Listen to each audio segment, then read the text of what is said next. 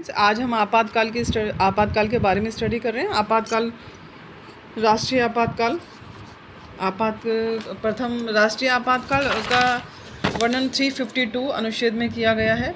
भारत में अब तक 3 बार लग चुका है प्रथम राष्ट्रीय आपातकाल 1962 से 68, जिसका आधार भाई आक्रमण रहा। चीन द्वारा नेफा पर आक्रमण, तब प्रधानमंत्री जवाहरलाल नेहरू थे, राष्ट्रपति सर्वपल्ली राधाकृष्णन थे।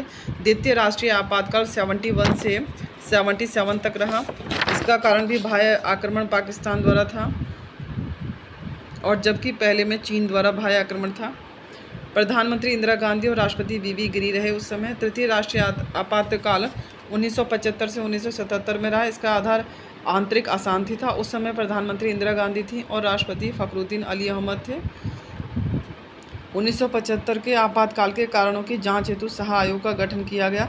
राष्ट्रीय आपातकाल के प्रभाव, कार्यपालिका पर प्रभाव, एकात्मक स्वरूप। अनुच्छेद 353 में केंद्र की कार्यपालिका राज्यों की कार्यपालिका को निर्देश देती है। राष्ट्रपति द्वारा राज्यपाल को निर्देश दिए जाते हैं। राज्य सरकार केंद्र सरकार के नियंत्रण में आ जाती है। विधायिका पर राष्ट्रीय आपातकाल के समय क्या होता है? संसद राज्य सूची के विषयों पर भी कानून बना सकती है। ये कानून आपातकाल की समाप्ति के 6 माह तक ही प्रभावित होंगे। आवश्यकता होने पर राष्ट्रपति राज्य सूची के विषयों पर भी अध्यादेश जारी कर सकते हैं। लोकसभा व विधानसभा का कार्यकाल भी एक वर्ष तक बढ़ाया जा सकता है। उदाहरण 5वीं लोकसभा में 71 से 76। यह बढ़ा हुआ कार्यकाल आपात समाप्ति के 6 माह तक ही रहेगा।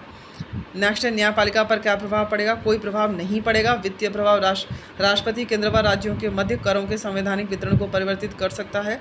केंद्र द्वारा राज्यों को जो धन मिलना है वह कम या समाप्त किया जा सकता है। मूल अधिकारों पर क्या प्रभाव पड़ेगा राष्ट्रीय आपातकाल के समय? अनुच्छेद 358 में है। अनुच्छेद 19 के तहत प्राप्त अधिकार स्वतः ही निलंबित हो जाते हैं। अनुच्छेद 19 के अधिकारों से संबंधित जो निर्णय आपातकाल में लिए हैं उन्हें चुनौती नहीं दी जाएगी। अनुच्छेद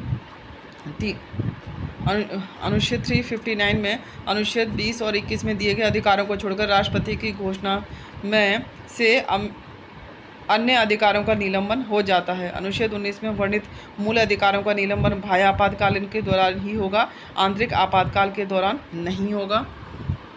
अनुच्छेद 20 व 21 को छोड़कर शेष अधिकारों का निलंबन राष्ट्रपति घोषणा द्वारा हो सकता है। निलंबन किए हुए अधिकारों को लागू करवाने के लिए न्यायालय में नहीं जा सकते हैं। अनुच्छेद 359 के तहत निलंबन करने हेतु संसद की मंजूरी आवश्यक है। अनुच्छेद 356 में राष्ट्रपति शासन लगा था। राज्य आपातकाल, संवैधानिक आपातकाल। अनुच्छेद 356 में आपातकाल शब्द नहीं है। आधार राज्य में संवैधानिक तंत्र की विफलता। राष्ट्रपति शासन राष्ट्रपति द्वारा तब लगाया जाता है जब राज्यपाल रिपोर्ट दे या राष्ट्रपति को स्वयं भी लग जाए कि राष्ट्रपति शासन लगाना आवश्यक है। अनुच्छेद 365 में यदि कोई राज्य केंद्र के निर्देशों का पालन नहीं करे तब भी अनुच्छेद 365 में राष्ट्रीय आपातकाल के अकॉर्डिंग राष्ट्रीय आपातकाल लगाया जा सकता है। राष्ट्रपति शासन की अवधि 6 माह होती है। अधिकतम अवधि 6 माह करके 3 वर्ष तक बढ़ाया जा सकता है। अगर इस 6 माह की अवधि में लोकसभा विघटित हो जाए तो राष्ट्रपति शासन की घोषणा लोकसभा के पुनर्गठन से 1 माह तक प्रभावी रहेगी, बशर्ते राज्यसभा ने इस घोषणा के प्रस्ताव को मंजूरी दे दी हो।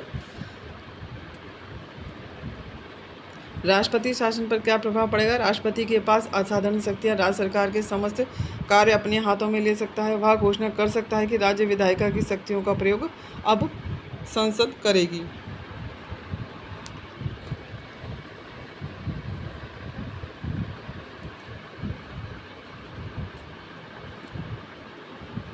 भारत में अब तक 125 से अधिक बार राष्ट्रपति शासन लग चुका है। सर्वाधिक बार 356 का प्रयोग किया गया है। इसमें मणिपुर, उत्तर प्रदेश, बिहार, पंजाब। मणिपुर में 10 बार, उत्तर प्रदेश में 9 बार, बिहार में 8 बार, पंजाब में 8 बार।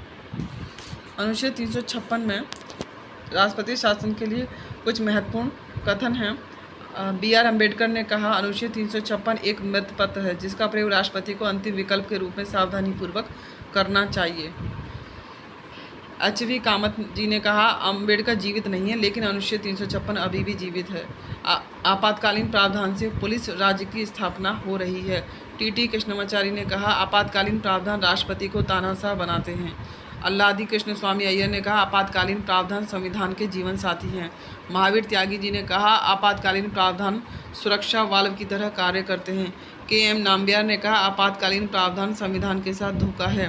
बी.आर. अम्बेडकर जी ने कहा, मैं पूर्ण रूप से इनकार नहीं करता कि इन अनुच्छेदों का दुरुपयोग नहीं होगा अथवा राजनीतिक उद्देश्यों के लिए काम आएंगे। अनुच्छेद 360 में कहा गया वित्तीय आपातकाल के बारे में कहा गया है, इसका आधार भारत तथा इसके किसी क्षेत्र की वित्तीय स्थिति खतरे में हो। घोषणा राष्ट्रपति ने की। 38वां संविधान संशोधन जो कि 1975 में किया गया, न्यायिक समीक्षा नहीं होगी। 44वां संशोधन 1978 में किया गया, न्यायिक समीक्षा हो सकती है। अनुमोदन संसद द्वारा साधारण बहुमत से घोषणा के 2 माह के अंदर अंदर होगा। अवधि अनिश्चित काल तक संसद की पुनः स्वीकृति की आवश्यकता नहीं होती है। वित्तीय आपातकाल का प्रभाव समस्त अधिकारियों व कर्मचारियों के वेतन भत्तों में कटौती की जा सकती है। धन विधेयक व वित्त विधेयक मंगवा सकता है। अनुच्छेद 360 का प्रयोग अभी तक एक बार भी नहीं हुआ है। अनुच्छेद 361 में राष्ट्रपति के विशेषाधिकार शामिल हैं। राष्ट्रपति अपने पद के कार्यों हेतु न्यायालय के प्रति उत्तरदायी नहीं है। पदावधि के दौरान कोई दंडिक कार्यवाही नहीं हो सकती है। Thank you. इस तरह की वीडियो देखने के लिए चैनल को सब्सक्राइब करें।